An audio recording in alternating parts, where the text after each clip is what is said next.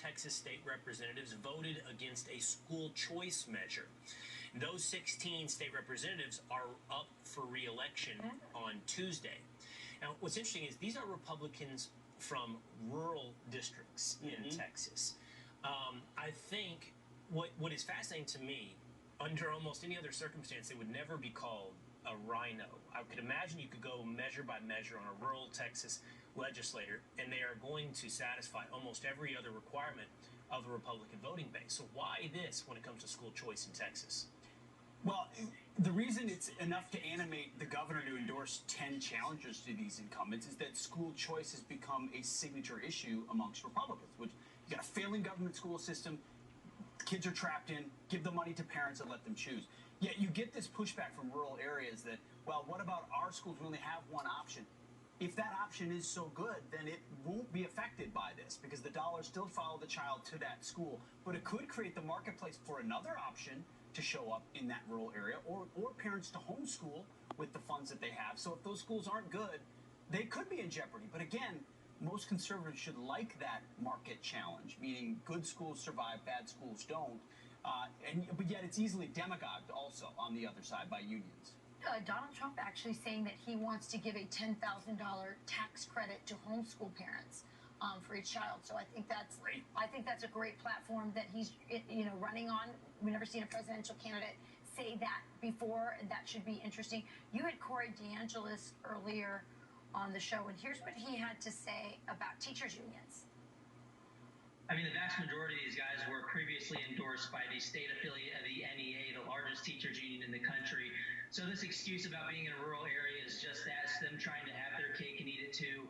Other states that have much more rural areas, like West Virginia, already have universal school choice. So this is just an excuse. I think a lot of these guys are going to lose their seats either in the election on Tuesday or in a runoff later on, because this is a huge priority of Republican primary voters. This goes to show you the teachers union endorsement has become a political kiss of death for Republicans in conservative areas.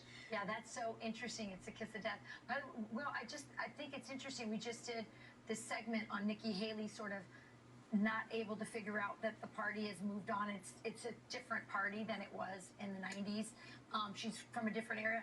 Same thing. Could it be that it's not that there's a rural issue here? Could it be that these guys are just out of touch with where Americans are or conservatives are in terms of school choice? No, I think sometimes we forget that politics is politics, and it's not always about ideas. And I don't know necessarily why these rural Republicans would be opposed to school choice. I don't think anybody on any network has been more supportive of school choice than the three of us.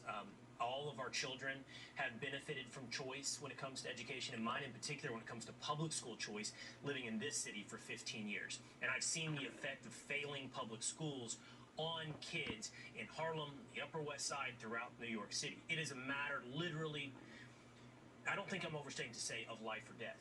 What I'm trying to figure out what these Republicans are, to your point, Pete, could be a level of apathy. Like, it doesn't help or hurt rural voters because we really only have one choice, which is our public school. Secondarily, the public school in rural districts ends up being a major employer. So the teachers union would have an outsized influence in a rural district. That's true. And then one thing, and I'll say, this is where social media becomes valuable. Somebody said to me on social media, well, the other problem is you don't have your taxes reduced. So you live in some place like that, you're paying for the public school, and now you aren't availing yourself of the public school. So, but the idea is the dollars go to you for your taxes. For the voucher, that would be true, but you're still paying public school taxes as well.